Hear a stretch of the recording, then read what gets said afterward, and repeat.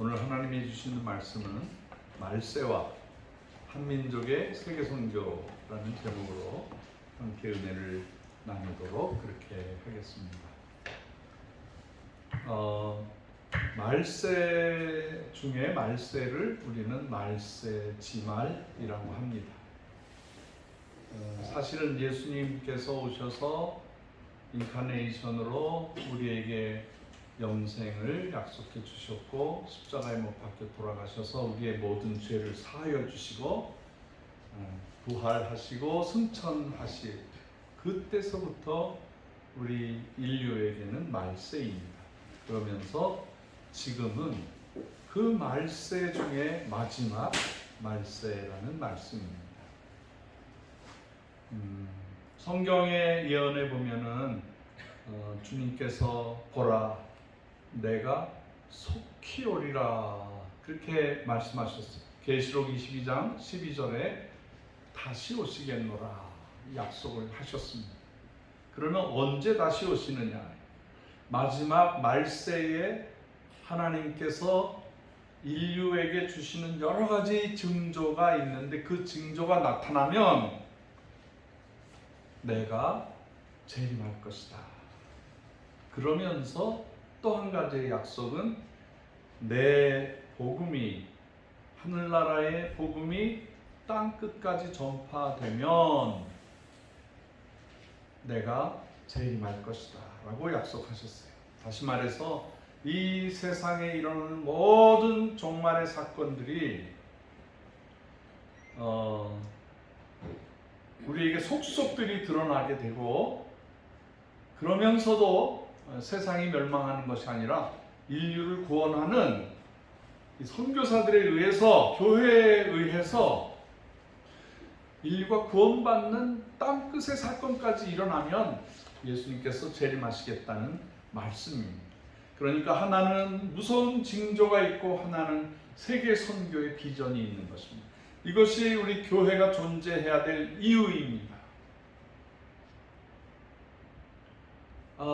참 요새 TV를 보면 정말로 말세구나라는 걸 느껴요. 우리나라는 어찌 된 것이 매년마다 이 폭우에 장마에 피해가 생깁니다. 이게 우리 수십 년 동안 당하면서도 방지를 한다고 애를 써도 계속해서 피해가 나타나는데 왜 그럴까요? 그러니까 우리가 준비한 수해의 모든 방법을 초월한 더 무서운 재난이 닥친다는 거예요. 이 지구가 여기 있는 지구가 정상적으로 작동을 해야 되는데 이 지구에 나타나는 징조가 지진이 나타나고 온갖 물의 피해, 불의 피해들이 나타나고 전쟁이 일어나고 그러면서 사람들이 기근, 먹을 것이 없어서 죽어져 가고 전염병이 생겨서 죽어져 가는 아주 구체적인 그 사건들이 계시록에 지금 나타나고 있습니다.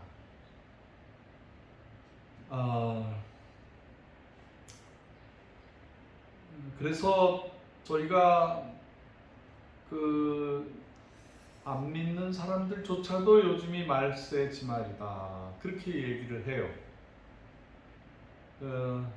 이번에 청성 거기 오송 지하도에 갑자기 들이차는 물 때문에 속수무책으로 사람들이 수십 명이 죽어져 가고 그러는 걸 봤어요.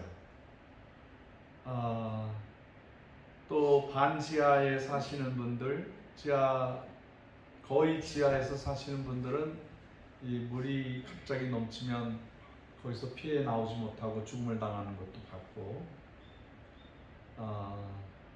정말 안타깝습니다. 우리나라가 이 땅의 한반도의 지층이 장년층, 청년층이 아니고 노년층이에요. 그래서 산이 부서지게 돼 있어요. 그래서 많은 흙과 진흙들이 이렇게 흘러 넘쳐서 우리나라 이렇게 산이 바위만 좀 남고 나머지는 다 이렇게 비가 오면서 흩어지는 거예요. 이 북한산을 보더라도 북한산 꼭대기는 흙이 없어요. 거기 전부 다 바위예요. 돌이에요.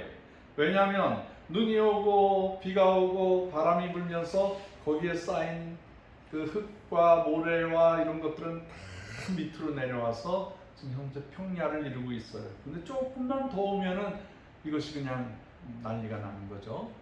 우리 남한은 많은 그 수리 사업들이 이루어졌어요. 이명박 당시에도 4대강 뉴욕을 넉넉하게 물을 모아두고 물이 흘러가게 하는 그런 일도 했었지만은 아직도 그것이 완벽하지 않은 상태예요.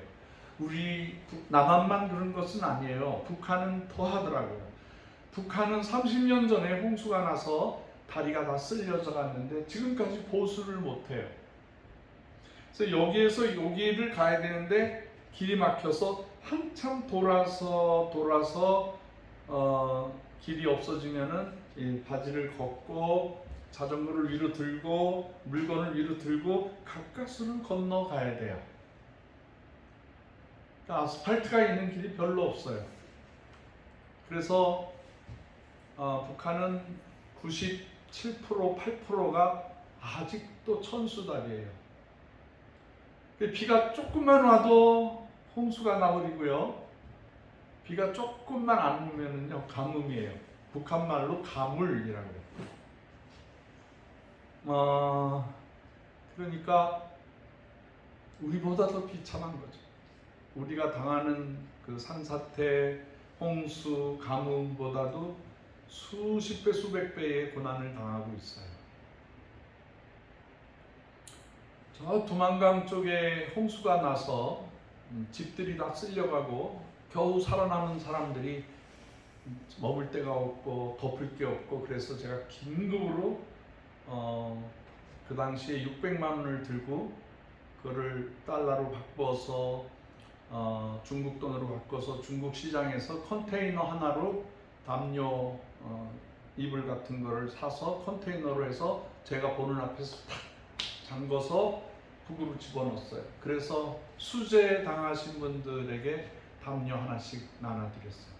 고아원에 보냈는데 고아원 아이들이 담요 하나를 가지고 10명이서 덮고 살더라고요. 이 발만 집어넣고 사는 거예요. 삥 둘러서. 먹을 것도 보내줘야 되고 입을 것도 보내줘야 되고 그 바깥에서 어떻게 해서든지 북한 사람들 먹이는 문제를 몸부림치다가 안 되겠다. 직접 들어가서 해결하자. 그래서 제가 북한 안에 직접 들어갔어요. 그 당시엔 들어가는 방법을 몰랐는데 이제 하나씩 두드려 보니까 길이 보이고 해서 북조선 방문 신청서를 얻어가지고 거기다 다 써가지고 북한 친구들에게 보냈더니 오케이 들어오라는 연락을 받아서 제가 이고 지고 매고 주머니에다가는 가지고 있는 모든 돈을 달러로 다 바꿔서 어떻게든지 먹여보자 하고 들어가서 많은 일을 해봤어요. 많은 일을 해봤는데 뭐라고 해야 되나요? 제가 손을 들어버렸어요. 가난한 사람들에게 먹을 것을 제공해주고 사다가 입에다 넣어주고 확인하고 했는데 그 다음날 가서 보니까 싹 없어지는 거예요. 그 당 간부들과 돈 있는 사람들이 권세 있는 사람들이 백성들의 입에 들어간 것까지 뽑아서 먹더라고요. 그래서 제가 도와준 게 전부 범죄가 되더라고요. 그래서 제가 절망감을 느꼈어요. 절망감. 그래서 제가 먹을 것을 가져가면은 그래 내일은 어떻게 될지 모르니까 다 불러놓고 문 걸어 잠그고 다 잡수실 때까지 제가 확인을 해요. 입에 들어가서 꿀떡 넘어갈 때까지. 그건 어쩔 수 없더라고요. 그렇게라도 해줘야 되겠더라고요. 하여튼 북한 백성들이 굶주리고 죽고 10만 명이 죽었다, 50만 명이 죽었다, 100만이다. 더 무서운 소식은 300만이 굶어 죽었다 그러더라고요. 내가 굶어 죽은 사람들도 가서 봤어요. 그 동족이 그 마귀의 압제에, 공산주의에, 김일성이, 김정일이, 김정은이의 압제에 죽어져가는 모습을 본 제가 어떻게 여기서 편안하게 살겠어? 어떻게 여기서 편안하게 여기가 좋사오니 하고 살겠냐고. 땅끝에 굶어 하루에 한 끼도 못 먹는 백성들을 보고 어떻게 여기서 편안하게 살겠냐고. 제가 편안하게 캐나다에 가서 은퇴해가지고 살겠냐고. 못하겠더라고요. 하는 신이라도 하고 하는 척이라도 해야 되겠더라고요.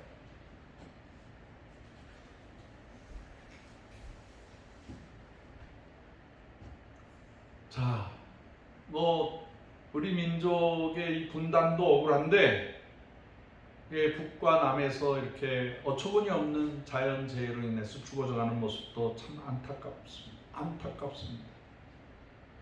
요새 또 이상기온이 생겨가지고 이 바닷물이 절절절 끓어서 저 알래스카, 북극, 남극, 그 아이슬란드, 캐나다 로키산 제일 꼭대기에 가니까 만년설이 있는데 그게 다 줄줄줄줄 녹아서 흐르더라고요.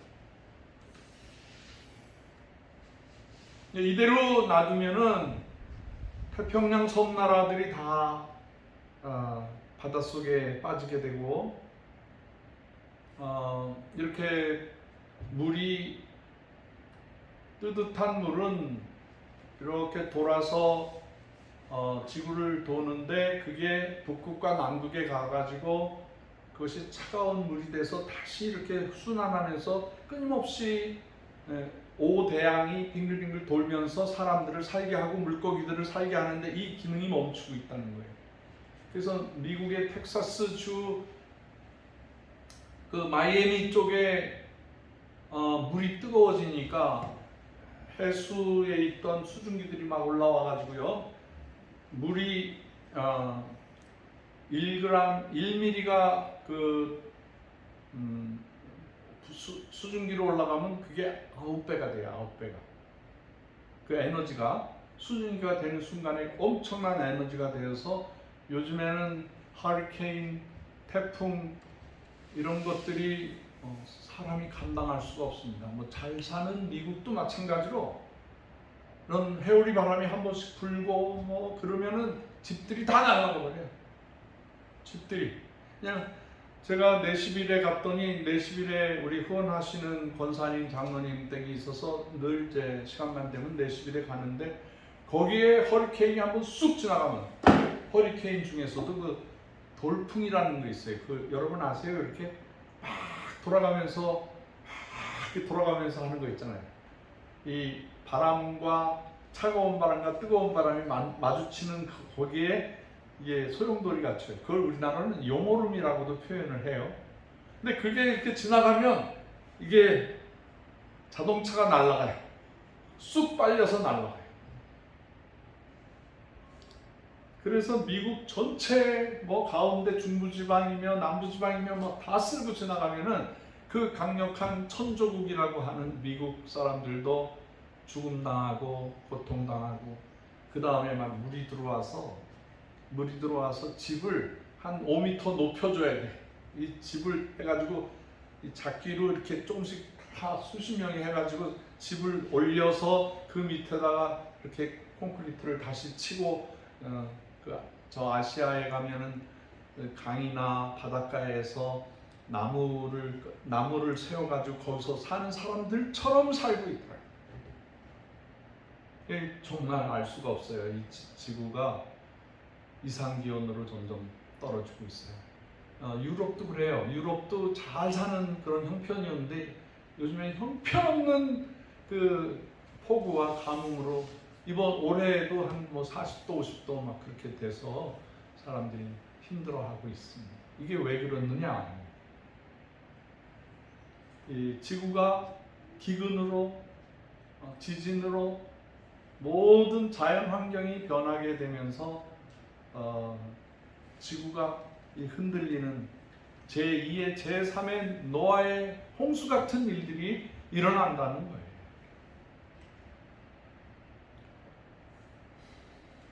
만약에 북쪽에 있는 그 빙하가 다 녹아버리고 또 남극까지도 녹아버리면은 이 해수면이 몇 미터가 올라가냐면 지금 우리 인천에 있는 거기를 비유를 하면 50미터가 올라갑니다. 50m 올라가면은 한국의 50m 해발 50m까지는 다 잠겨버리는 거죠. 그럼 아마 여의도도 잠길 거예요. 그리고 뭐 영등포니 그 서울 한강 쭉 내려오는 그 주변으로는 다 물바다가 될 거고요. 그러면서 우리나라의 제일 안전한 지대는 아마도 강원도, 그 다음에 소백산맥, 그리고 주해동산도 여기는 좀 괜찮을 것 같아요. 지대가 높아서 제가 걱정을 많이, 어떤 분들이 계속 전화해가지고 비 오는데 주해동산 괜찮아요? 괜찮아요? 수해 피해 없어요? 그런데 피해는 있어요. 제가 잠을 자면은요, 비가 오면은 여기가 드럼이에요. 드럼. 그냥 우르르 우르르 하면서 드럼 치는 소리가 들려요. 근데 이것도 이제 며칠 지나니까 숙달이 되더라고. 그게 음악 소리처럼 들려요. 다행스럽게 이 주변에 하수 공사가 잘 돼 있어가지고 물이 다 빠져요. 다 잘 내려가요. 그리고 저쪽에 그 개천이 흘러가는데 한 10m 밑이에요. 상당히 깊은 개천으로 다 쓸려가요. 그래서 여기는 안전한 반석 같아요. 이 땅도 저희가 이거를 짓기 전에 흙을 좀 고르기 위해서 이렇게 파봤더니 다 돌이에요. 여기가 돌산이야. 그 옆에도 돌산인데 수십 년 수백 년 동안 나뭇잎이 떨어지고 솔잎이 떨어지면서 그게 가루가 돼가지고 이제 흙이 돼 있는 상태죠. 그래서 요거 한 1m만 파면은요 전부 돌이에요. 여기가 참 안전한 곳이더라고요. 저 남쪽에서 제가 땅굴을 파가지고 들어가야 되는 여러 가지 이유 중에 하나가 이제 햇빛이 남쪽에서 이렇게 쭉 들어와서 그래도 그 안에 빛이 좀 들어와서 건조하게 해주는 영향력도 있고요. 이거는 그냥 듣고 잊어버리세요. 왜 남쪽에서 파고 들어갔느냐? 북쪽에서 포를 쏘면 북쪽 산이 맞지 남쪽 산은 안 맞아요. 예, 그래서 여기 땅굴 파면은요, 혹시 피난처가 필요하면 다 여기 와서 사시면 돼. 이제 땅굴 파놓으면 그 안에 들어와서 여러분들 사시면 돼요. 먹을 것도 좀 짊어지고 오시면 됩니다. 배수로도 잘 해놓고 이게 다 돌산이니까 이게 깊이 쭉 파가지고 들어오면은 뭐 한 몇백 명은 뭐 살아갈 수 있지 않나 그렇게 생각을 합니다. 미국에서 핵전쟁이 일어나면은 그 살아날 수 있도록 그 벙커를 파는데 그 벙커 들어가서 한 집이 사는데 20만 불을 줘야 된다 그래. 2억 정도를 주면은 몰래 들어가서 전쟁이 일어나도 몇 달 동안은 살아날 수 있도록 그렇게 해놓는다 그래요. 자, 이거 만화 같은 얘기예요, 사실. 그러나 대비하는 게 좋아요. 어찌 됐건 간에 이 우리가 사는 이 일산이 여기가 지금 고양시인데 특별히 저쪽에 있는 그 일산 뭐 동부 서구보다도 더 여기가 방어를 잘 해놨어요. 이쪽 라인으로 일령 그 송추 쪽으로 이렇게 올라가면은요 바로 북한에서 124군 부대 김신조 목사님 알죠? 네. 김신조 목사님 이 산을 지나간 거예요. 여기가 제일 직선로래. 청와대를 공격하고 서울을 공격할 수 있는 아주 첨단 길이에요. 여기가 쫙 뚫려져 있기 때문에. 그것도 북한산을 끼고 들어가기 때문에 뭐 군대들도 없었어요. 그래서 그 사건 이후로 여기 전체가 군사도로가 돼버린 거예요. 그게 발전이 안 됩니다. 이거를 계약하려고 저기 덕양구청에 갔더니 제일 먼저 그 구청 직원이 아주 기분 나쁜 말로 군사 허가 받았어요? 그러더라고. 그게 개발이 어떻게 되겠어요? 요 위쪽으로 쭉 가면은 요 위쪽으로 이제 올라가면은요 전원 일기 했던 첫 번째 마을 있잖아요. 네, 그 마을 주변으로 산이 있는데 거기 전부 대한민국의 수도 방위에 쓰이는 탄약고예요. 탄약고. 네, 밤에 보면 거기 가로등이 쫙 산꼭대기까지 다 돼 있어요. 그리고 전부 방위사령부 예비군 훈련소 돼 있어요. 예, 요 지나가는 길만 사람들이 좀 사는 모습이지 전체가 군사 지역이에요. 참 이 지역이 발전이 정말 안 됐어요. 저기 경기 남부 지역은 인천하고 경기 남부 지역은 엄청 발전돼 있는데 이 지역은 지금 방위선이에요. 38선 155마일 거의 1선이라고 그래요. 1선. 그 다음에 1선 바로 뒤에서 후원해서 도와주는 데가 2선이라고 그래요. 2선. 그리고 그 모든 물자들을 만들고 뭐 하는 데를 3선이라고 그래요. 3선. 여기가 3선 정도 돼요. 그리고 4선은 저 후방에서 군인들이 입을 옷, 이런 거 다 준비하고 전투 체제를 할 수 있도록 후원하고 서포트하는 기관 4선이라고 그래요. 근데 보이지 않는 선이 있어요. 그게 제5전선이라고 그래요. 여러분 요즘에 미션 임파서블 영화가 나왔는데 보셨어요? 미션 임파서블 보셨어요, 강 목사님? 못 봤어요. 아니 보세요. 그런 건 좀 볼만해. 미션 임파서블. 그러니까 불가능한 사명이다 이게. 할 수가 없는 일을 해내는. 그러니까 일선은 마주보고 있는 접경지대 DMZ고요. 이 5선, 제5전선이라는 거는 그 땅에 들어가서 그 땅을 소리도 없이 소문도 없이 거의 암살할 사람 암살하고 폭파시키고 폭파하고 몰래 그 사람들도 모르게 되돌아오는 그 전선의 특수부대. 우리 한거원이 특수부대예요. 북한의 정권을 무너뜨리는 것은 복음이에요, 사랑이에요. 할렐루야. 아멘. 가서 우리가 북한을 흔들 수 있는 거예요. 마음대로 흔들어 가지고 오는 거예요. 저 마귀들이 지배하고 있는 땅끝의 인류를 우리가 가서 먹이고 선교사님들이 품고 먹이고 살리고 구원할 수 있도록 그 은밀한 작전을 저지르는 우리는 제5전선이에요. 영적으로. 이게 얼마나 강력해요. 이번에도 우리 참 백예영 전도사님이 아주 탁월한 그 영적인 그 재치가 있어요. 그 멕시코 선교사님이 아주 죽겠다고 그만 울면서 우리한테 메시지를 보냈잖아요. 그러면 보통 사람은 아유 어렵구나 하고 지나가. 근데 그거를 백예영 전사님이 영으로 사시는 분이니까 그게 보이는 거야. 그 아픔이. 딱 하루 만에 백예영 전사님이 우리 마중물 만듭시다. 하루 만에 140만 원이 거쳤어. 얼마나 감사해. 소리 없이 또 몇 분이 또 하셨더라고. 응? 저 장계숙 권사님도 하셨더라고. 소리도 없이 소문도 없이 하셨더라고.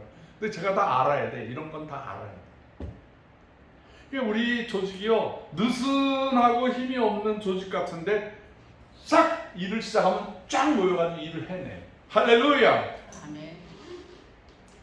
마지막 때에 사탄이 발악을 하고 우리 민족을 먹으려고 그러고 인류를 쳐먹으려고 해도 우리는 인류를 살릴 수가 있는 거예요. 아멘. 이게 하나님이 주신 우리 한거원의 기능이에요. 응? 얼마나 감사한지 모르겠어요. 참 감사해요. 3년 전에 인류에게 닥친 가장 그 힘들었던 전염병이 그 우한에서 시작한 코로나였었어요. 코로나. 얼마나 힘들었어요. 아유, 많은 분들 아프고 저도 한번 걸렸어요. 저도 코로나 걸려가지고 저 캐나다 가야 되는데 코로나 걸려서 못 갔어요. 못 들어갔어요. 그 2번 검사하고 그 다음에 음성이 나와서 이제 한번 아이들한테 다녀왔는데 우리 한국 온 식구들 중에서도 많이 돌아가셨어요. 많이 돌아가셨어요. 가슴 아파. 그리고 선교사들도 걸려 있고 지금 다 없어져서 마스크 풀고 다니지만 지금도 코로나가 창궐하고 있어요. 정말 여러분들 조심하셔야 돼요. 면역력이 빠지면 여러분들 바로 걸리게 돼 있어요. 정말 조심해야 돼요.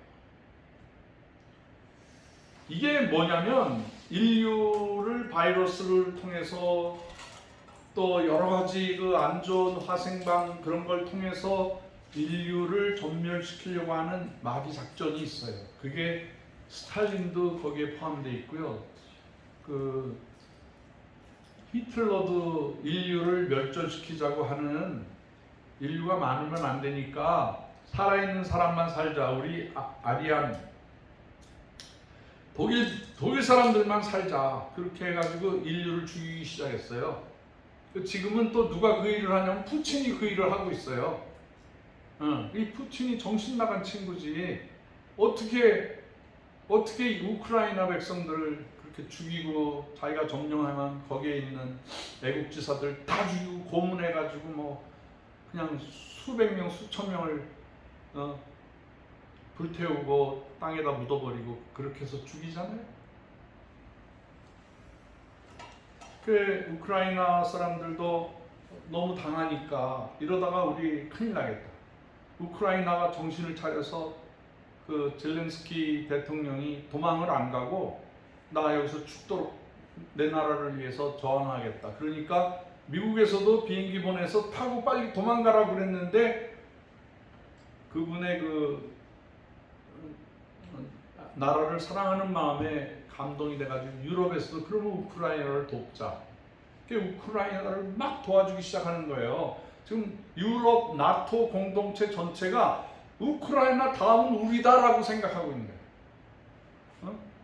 그 푸틴은 교묘하게 백성들을 속이면서 다른 나라를 공격해서 러시아 제국을 다시 만들겠다고 그러는 거예요. 유럽까지 침공하겠다는 거예요. 옛날에 2차 세계대전 때 그렇게 고통당하다가 마지막에 그 동구라파를, 제가 보니까 참 이상한 말을 쓰더라고요. 러시아 사람들이 죽도록 고생하다가 이제 이쪽에서는 영국군, 미군들이 들어가고 동쪽에서는 러시아가 하나씩 해방해서 나가니까 자기들이 해방군이라는 거예요. 해방군. 그래서 모든 유럽 동유럽 사람들이 러시아 군대가 오니까 해방군이라고 환영을 했어요. 지금도 역사에 자기들이 해방을 시켰다고 그래요. 그래가지고 그때 자기들이 공격해가지고 승리했다고 하는, 해방시켰다는 데를 전부 구소련이라는 SR이라는 그 소련 연방주의를 만드는 거예요. 그게 공산주의가 미국이 합중국이 한 것처럼 소련을 만들어서 전부 러시안 말 가르치고 러시아 사고방식, 공산주의 사고방식을 시켜서 큰 미국과 유럽 그 다음에 소련이 싸웠어요. 몇십 년 동안, 거의 70년 동안 싸움을 하게 한 거예요. 근데 그 일을 다시 하는 거예요. 다시. 러시아 사람들도 푸틴이 우리나라 다시 강한 나라를 만든다 해서 속아 넘어가서 전쟁을 하는 거예요 지금. 그런데도 애국심은 없어요. 우크라이나에서는 생명 걸고 나가서 전쟁하는데 러시아 사람들은요 도망가려고. 이게 명분이 없는 전쟁이다. 왜 내가 거기서 개죽음을 당하느냐. 다 도망가잖아요. 다 도망가죠. 우크라이나 전쟁이 러시아와의 전쟁에서 빨리 회복해가지고 크리미아 반도까지 차지해야 돼요. 저는 그렇게 생각해요. 제가 30년 전에 우크라이나 지금의 그 키예프라든가 크리미아 반도, 오데사, 얄타 다 다니면서 전도했어요. 지금 우크라이나에서 전쟁하는 모든 지명들을 제가 다 다녔어. 이번에 그 켈치 회의에다가 대교를 세웠어요. 소련, 러시아에서 바로 얄타로 들어갈 수 있는 크림 반도로 들어갈 수 있는 대교를 세워놨어. 제가 갔을 때는 없었어요. 배로 갔어, 배로.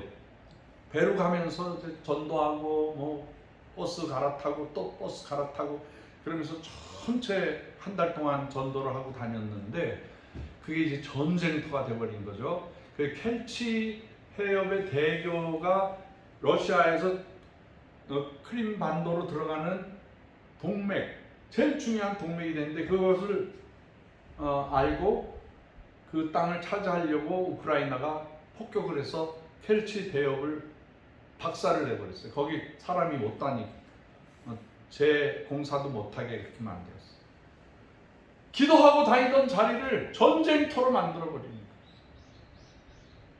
어쨌든 간에 지금 이러한 사태를 통해서 발등에 불이 떨어진 나라예요. 우크라이나 바로 옆에 백러시아, 벨라루시아 그 사이에 껴있는 폴란드가 이거 2차 세계대전에 독일 사람에 의해서 러시아 사람에 의해서 수천만 명이 죽음을 당했어요.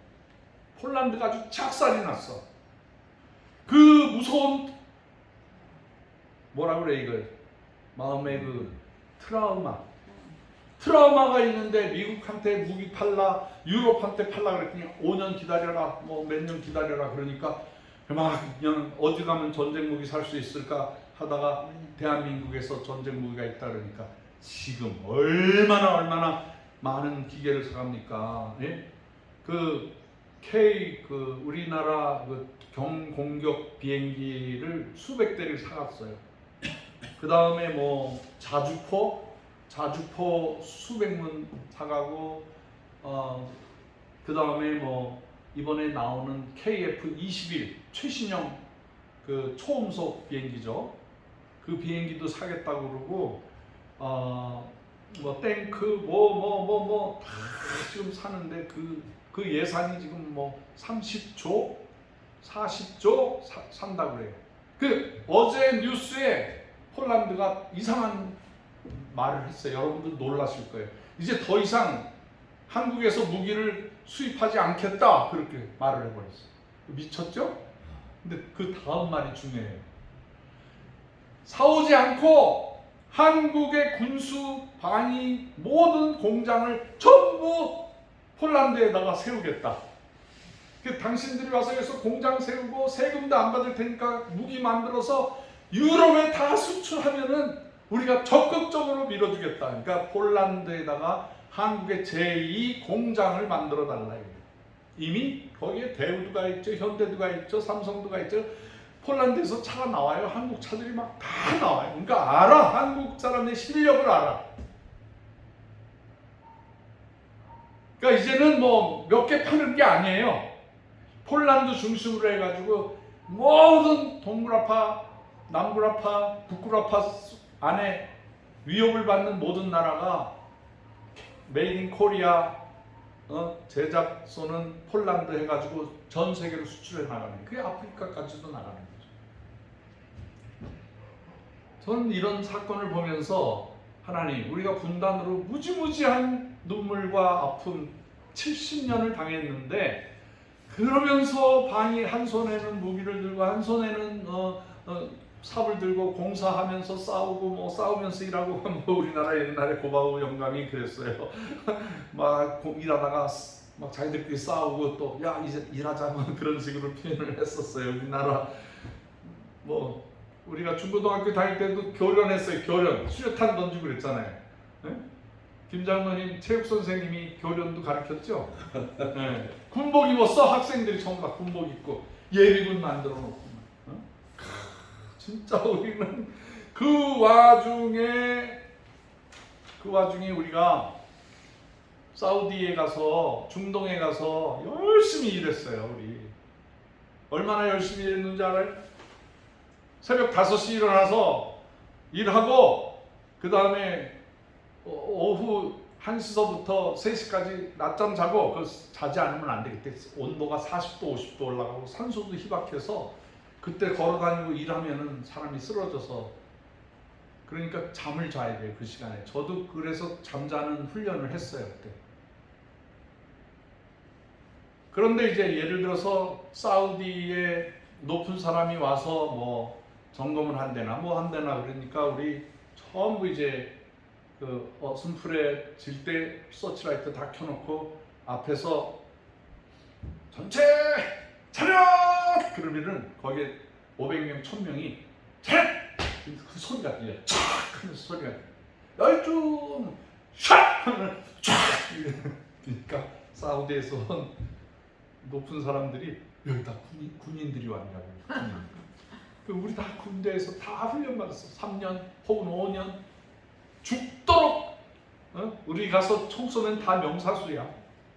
그러니까 우리 자매님들 조심해. 우리 남자들이요 그냥 허풍쟁이가 아니에요. 네?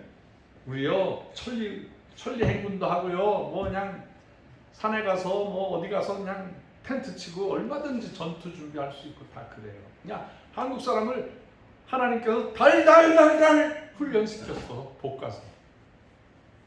그럼 무기 잘 만들죠. 탱크 소총 하나 만들지 못하는 나라가 지금 전 세계에서 최고로 좋은 총들을 만들어내고 대포를 만들어내잖아요. 이제 잠수함도 만들어내고. 제가 90년대 후반기에 그 독일의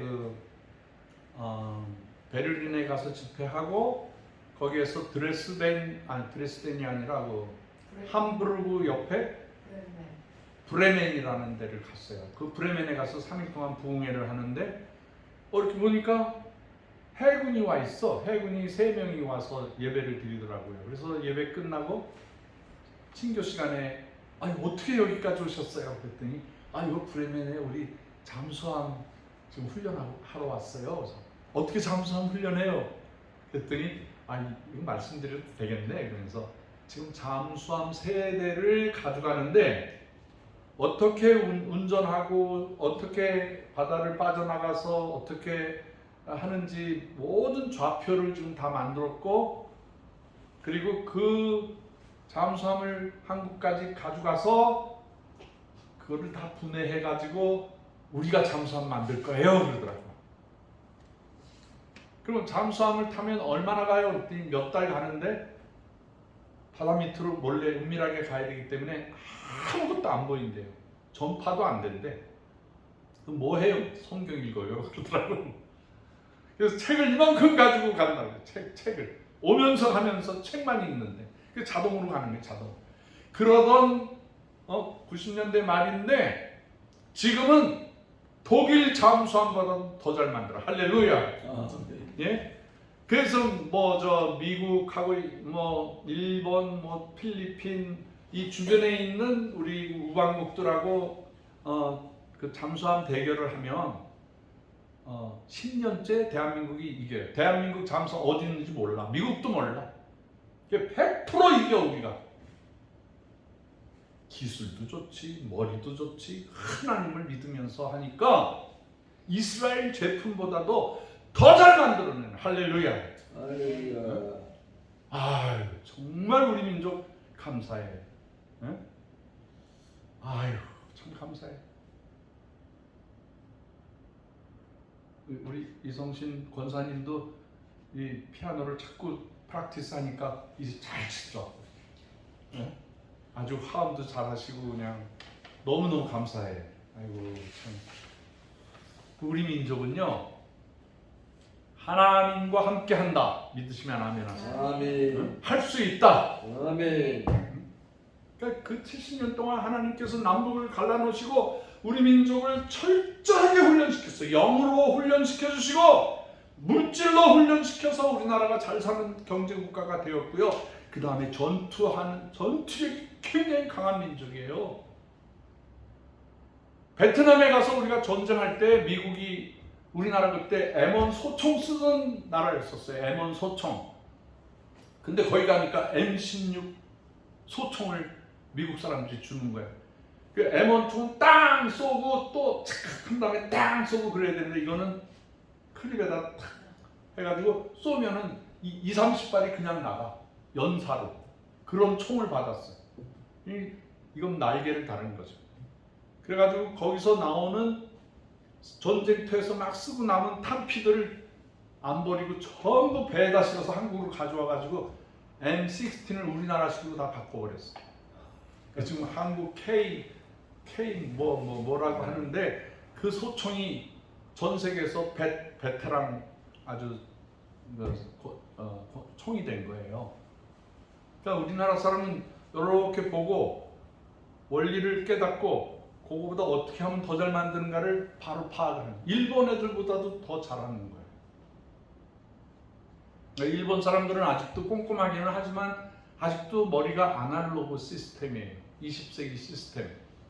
그래서 지금도 이렇게 뭐 신용카드로 찍 하면 되는 거를 그걸 현찰을 내기. 지금도 현찰을 해.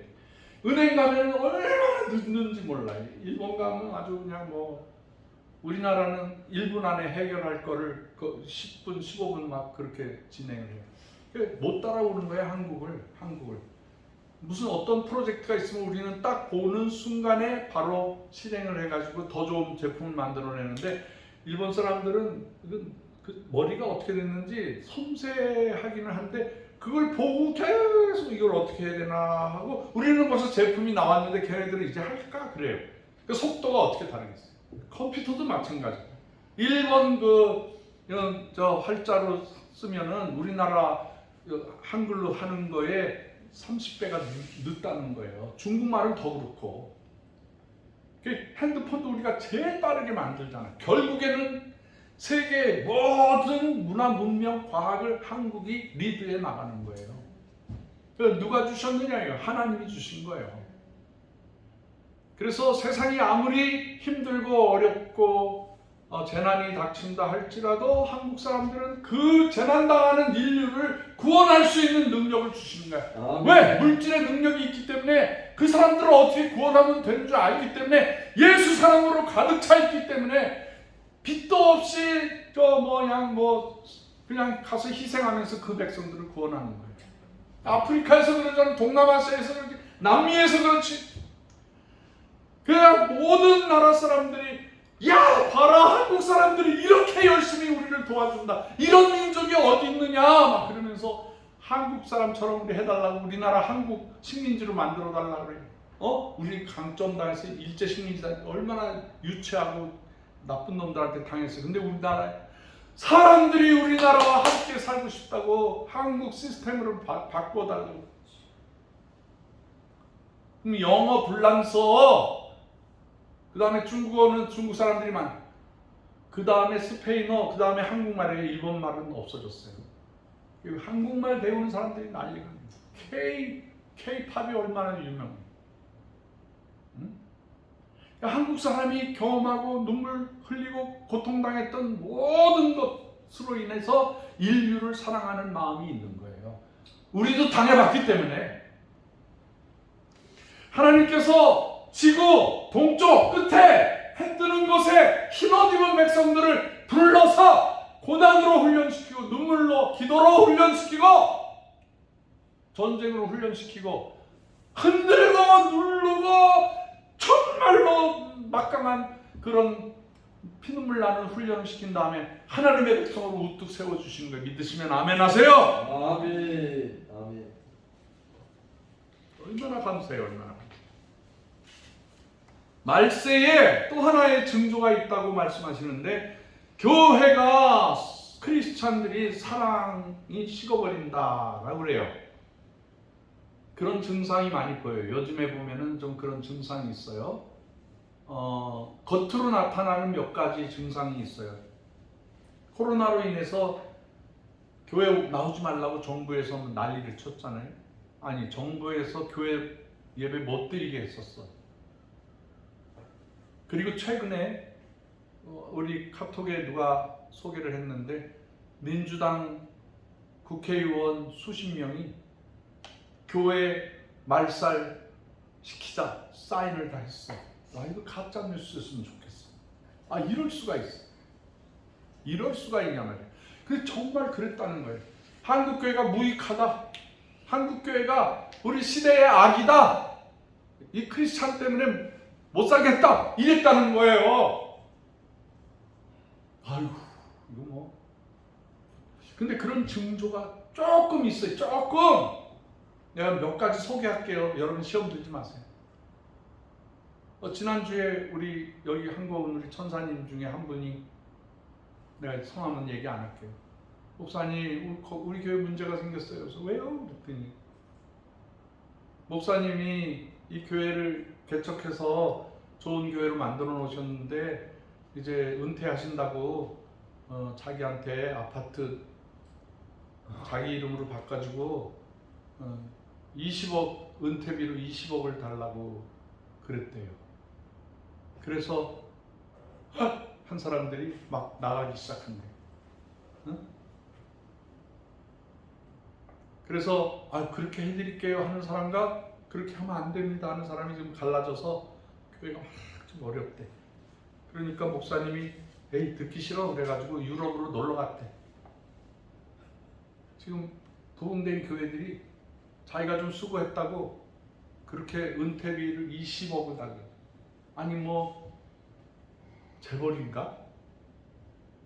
수고한 건 인정하는데 예수 믿으라고 믿음으로 살라고 그러고 마지막에 돈으로 해결하려고 하니까 이거 거짓말한 거잖아요. 여태까지 목사의 삶이 거짓말이었잖아요.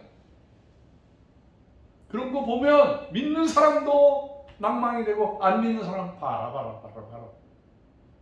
이런 소문이 들리는 거지. 그리고 기독교의 그 힘을 이용해서 사이비들이 얼마나 지금 난리를 칩니까? 이 사이비들이요 어떻게 들어오냐면은요, 우리가 먹는 문제, 사는 문제를 힘드니까 교회 안에서 공동체를 만들자. 그래가지고 이 물건을 만들어서 이 물건을 우리끼리 나누면서 우리가 칼퇴를 만들자. 우리가 그 물건을 팔고 똑같이 나눠 먹자. 기독교 공동체를 만들자. 초기 공산주의를 만들자. 그렇게 나와서 돈을 벌고 성도들의 노동력을 착취하고 난 다음에 그거를 교주가 다 먹어버리는 거예요. 그렇게 해서 이단이 되는 거예요. 우리 보수교단은 교회 안에서 수익 사업을 안 해요. 우리 한국은 세워지니까 막 많은 사람들이 와가지고 물건 팔러 오는 사람들이 많아. 내가 몇 번 개인적으로 만나서 하지 마세요. 우리는 그런 데가 아니에요. 그런데도 어떻게 그냥 막 저거 해가지고 우리 천사회원들을 꼬셔가지고 세미나에 참석하게 하고 선교사들까지 끌고 가가지고 그 노예로 만들어버린 거예요. 돈의 노예로 만들어버린 거예요. 절대 안 돼. 우리 한국원에서는 절대 안 돼. 전 허락하지 않아요. 이 메시지를 듣는 우리 식구들, 선교사님들 속아 넘어가지 말아요. 교회는 말씀과 은혜를 나누는 곳이지 돈으로 자기를 치부하는 그런 것이 아니에요. 우리가 굶어 죽으면 죽었지 그렇게 하면 안 되는 거예요. 아멘. 네, 우리 복음으로 살아야 돼요. 복음으로. 이런 것들이 안 되니까 지금 사사 막 분열되는 거예요. 너무나 많은 교회들이 조금 안정이 되고 자기가 목사가 수고한 거 인정들을 하고 뭐 존경하고 그러니까 이제는 모든 물질을 다 가지려고 해요. 자, 봐요. 왜 유대교가 망했어요? 유대교가 자기의 교권을 가지고 백성들을 반 죽여놨기 때문에 예수님께서 그거 그냥 채찍질하고 유대교에서 크리스찬 기독교를 만든 거 아니에요? 네? 그거를 이용해가지고 마귀가 캐토릭을 만들어서 캐토릭에서 완전히 교권을 장악해가지고 얼마나 큰 범죄를 저질렀어요. 모든 캐토릭의 재산은 전부 교황청에서 다 가져가는 거예요. 조금 나눠주는 거예요. 이렇게 교회 지으라고 뭐 하라고. 더 큰 범죄가 뭔 줄 알아요? 똑똑하고 잘생기고 아주 순결한 여인들을 전부 수녀로 만들고 신부로 만들어서 결혼을 못 시키게 하는 인류의 똑똑한 후손들을 번식하라고 했는데 그 범죄를 저질러 가지고 전부 나라가 바보가 멍청이들 만들어 놓은 그 수백 년 수천 년 동안에 그 똑똑하고 진실하고 하나님 섬기는 사람들 자손이 다 없어져 버린 거예요. 그래서 마틴 루터가 그 마귀의 잘못된 것을 알고 제일 먼저 종교개혁을 어떻게 했냐면요, 말씀으로 돌아오라 그러고요. 말씀으로 돌아온 신부님들, 수녀님들을 제일 먼저 결혼시켰어요. 거기가 마틴 루터의 그 사모님이 하던 교회, 드레스덴 교회를 제가 가봤어요. 집사람하고 독일에 가서 잠깐 기차를 타고 드레스덴까지 갔어요. 가보니까 그 교회도 막 오래 잘 지었는데 다 상해 있어가지고 수리를 하고 계시더라고요. 그렇게 해서 우리 개신교가 나온 거예요. 옛날에 머리 좋고 똑똑하고 좀도 티도 없는 좋은 자녀들을요, 어디를 보냈냐면요, 법대를 보냈어요. 그래서 법관으로 만드는 거예요. 그런데 법관으로 해보니까 어떠한 일이든지 송사를 감당해야 되고, 나쁜 말을 해야 되고, 그 사람이 감옥에 가야 되고, 이 사람을 사형을 시켜야 되고, 이 나쁜 말을 하게 되니까 기독교가 전파되고 난 다음부터 안 되겠다. 그래가지고 전부 신학교에 보낸 거예요. 좋은 말 하라고, 사람을 행복하게 하는 선한 말과 선한 행동들을 할 수 있게, 그래서 신학교가 크게 부흥되고 그렇게 된 거예요. 교회가 이 기능을 잃어버리면 안 돼요. 교회가 권력자처럼 하면 안 돼요. 교회가 절대로 가톨릭이 망한 것처럼, 유대교가 망한 것처럼, 이슬람처럼, 불교처럼, 사이비 종교처럼 하면 안 되는 거예요. 무당처럼 하면 안 되는 거예요. 함부로 교회에서 예언하고 함부로 자기가 뭐 대단한 능력을 받은 것처럼 그렇게 행동하면 안 되는 거예요. 말씀 안에 복종하면 돼. 말씀 안에 순종하고 살게 하면 됩니다. 절대로 예수 이름 말고 자기 이름이 드러나서는 아니 되는 겁니다. 아멘. 이런 와중에 우리가 선교하고 있는 거예요. 제대로 된 신분들이, 제대로 된 공동체가, 교회가 힘을 다해서 세계 선교하는 거예요. 이게 하나님이 원하는 거예요.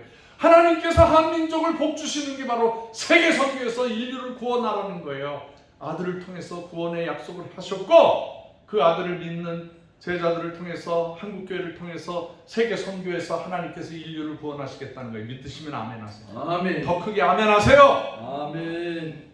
얼마나 우리 교회가 핍박과 멸시를 당했습니까, 여러분.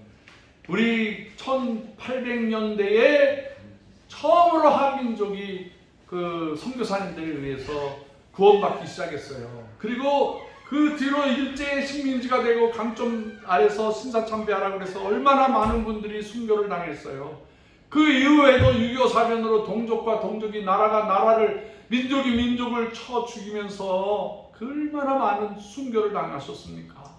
그것도 모자라서 이제 6.25 사변이 끝나고 난 다음에 자유주의, 진보주의 막 이렇게 하면서 너무나 세상이 잘못되기 시작해가지고 동성연애자가 생기고, 이 사람들이 뭐 소수 차별 정책을 저거 해가지고 지금 무슨 기독교 방송 하나가 동성연애 그거를 반대하는 성명서를 냈다고 해서 법으로 막 끌고 가고 좀 뭐 난리가 났어요 지금. 그래서 한국 교회를 없애려고 하는 거예요. 없애려고. 그럼에도 불구하고 한국 교회는 복음 전하는 전진 기지가 되는 거예요. 그것 때문에 하나님 복 주시는 거예요. 우리 민주당 사람인지 뭐 한민족 뭐 한나라인가 국민의힘인가 죄송합니다, 잘 몰라서. 이런 정치인들이 정신 차리고 한국 교회를 보수하고 한국 교회를 잘 지켜야 이 나라가 사는 줄 믿으시기를 바랍니다. 우리가 1980년대에 한민족 세계 선교 대회가 해서 그때 여의도 광장에서 10만 명의 선교사가 헌신한 나라예요. 일시에 예수님께서 말씀을 전하시고 또 제자들이 나가서 말씀 전할 때 하루에 3,000명씩 구원받았다는데, 지구상에서 처음으로 100만 명이 모인 가운데서 10만 명의 선교사가 헌신했어요. 저도 그때 헌신했어요. 그래서 우리 민족의 역사의 분수령, 역사를 나눌 때 1980년 이전이 있었고 1980년 이후에 하나님께서 우리 민족을 축복하기 시작한 거예요. 할렐루야. 그래서 우리가 힘을 다하여서 세계 선교를 해야 돼요. 때를 얻든지 못 얻든지 세계 선교를 감당해야 돼요. 자, 제가 질문할 테니까 답을 하세요. 누가 북한 백성을 먹이고 살리고 구원하겠습니까? 내가. 구체적으로 한국이 그렇게 해주세요. 믿으시면 그렇게 하세요. 다시 할게요. 인류를 지켜서 구원의 방주를 세우는, 인류를 먹이는 단체가 누구입니까? 한국. 아멘입니다. 아멘입니다. 여러분 믿음으로 고백해 주셔서 감사합니다. 우리 한국은 천사님들이요, 조용히 있는 것 같은데 한번 모여라 그러면 확 모여요. 이 일을 해야 됩니다 그러면 쫙 봉사팀들이 나와요. 그리고요, 정말 제가 이 자리에서 감사하고 싶은 게, 우리가 이번에도 카자흐스탄 갔다 왔잖아요. 근데 그때 참여하신 분들이 다 자기가 시간 내드리고 자기 물질을 드리고 자기가 땀 흘려서 노동했어요. 노동. 우리가 가서 편히 쉰 게 아니라 진짜 어지러워서 쓰러질 정도로 일을 했어요. 자기 돈 들여서, 자기 시간 들여서 그렇게 수십 차례 이런 천사들이 우리 한국에 있어요. 할렐루야. 너무너무 감사합니다. 너무너무 감사합니다. 이번에 그 친족에 가서 고구마 심어주고 그 고생해가지고 그분들 먹고 사는 문제를 해결해 드리고 왔고요.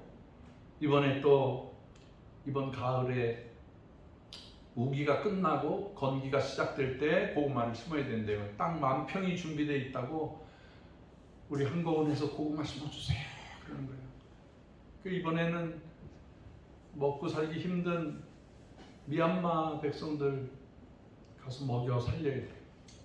쌀값이 7배가 뛰었대. 그 신학생들도 굶고 하루에 한 끼 먹는데.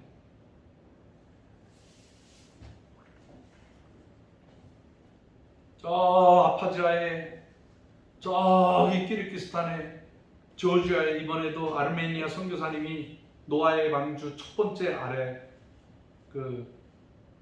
아라라트 산 바로 밑에 사는 백성들이에요. 아르메니아 백성들 고구마 심어달라고 또 연락이 왔어. 아까 말씀드렸지만 멕시코에 하루 만에 140만 원 식량 후원하는 돈이 모아졌어요. 얼마나 감사해요. 하루 만에 몇 시간 안에 그렇게 하나님이 하셨어요. 하나님께서 하셨어요. 우리 한국어는 느슨한 것 같은데 한번 일을 하면 확 해내는 하나님께서 1차로 쓰시는 아름다운 기간인 줄 믿으시기를 바랍니다. 네. 지금까지 쉴 새 없이 쉼 없이 달려온 우리 한국은, 하나님께서 우리 북한에도요, 우리 한국은 역사가 엄청나요. 예? 그 북한 고구마밭 주변에 사는 사람들은 한 사람도 굶어 죽지 않았어요. 북한에 고구마 심어준 땅은요, 영양실조로 죽는 사람이 없어요. 지금 평양 외곽 지역에 엄청난 고구마 밭이 늘어나고 있어요.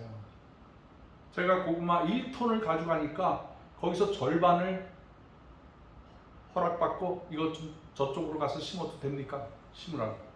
그래서 절반이 갔는데 북한에서 최신형 농장에다가 그거를 번식하기 시작해가지고 필요한데 나눠주고 그래서 지금도 북한에서 고구마 밭이 무럭무럭 자라나고 있어요. 이게 통일되면 다 증명되는 거예요. 여러분들이 통일돼서 북한 백성들 사는 고구마 땅, 고구마 밭에 가서 여러분들이 확인을 하셔야 돼. 하나님께서 우리 한국을, 이 공동체를 만들어 놓으신 게 정말 하나님의 신의 한 수야. 이게 정말, 여러분, 북한 정권도 못 먹이고요, 중국도 못 먹이고, 러시아도 못 먹이고, 남한 정부도 지금 안 하고 있고요, 유엔도 못 하는 일을 하나님의 한국을 통해서 하실 거예요. 황해남북도, 평안남북도, 함경남북도, 강원북도, 자강도, 양강도, 이 북한 땅 전체의 한국의 고구마가 지금 이 비가 내리는 폭우 속에서도 잘 자라고 있는 거예요. 다른 건 못 자라도 고구마는 자라나는 거예요. 정말 하나님의 은혜입니다. 세상이 마지막 때가 됐다 할지라도 하나님께서는 한고운을 통해서 주의 백성들을 구원하십니다. 한 생명을 구원하시는 줄 믿으시기를 바랍니다. 기도하겠습니다. 거룩하시고 자비로우신 하나님 아버지, 감사합니다. 우리 한고운 주의 동산을 통하여서 하나님께서 북한 백성을 살리고 인류 땅끝의 백성들을 살려내는 거룩한 기간으로 더더욱 역사하여 주시옵소서. 아버지, 간절히 빌고 원하오니 지금도 배고프고 눈물 흘리고 정말 고통당하는 모든 백성들이 한고운을 향하여서 우리 땅에도 만나를 심어주세요, 우리 땅에도 고구마를 심어주세요, 와서 도와주세요 라고 요청하고 있습니다. 하나님, 저희들에게 더 충성심을 주시고 헌신을 주셔서 땅끝 지구 어디든지 가서 주의 복음 잘 전하고 생명의 양식을 나누어주고 돌아오는 저희들 되게 하여 주시옵소서. 예수 그리스도의 귀하신 이름으로 감사하여 간절히 기도드렸사옵나이다. 아멘. 우리 630장 이 몸을 바치옵니다 찬양하면서 주님께 헌금을 바치겠습니다. 강 목사님 나오셔서 섬겨주십시오. 630장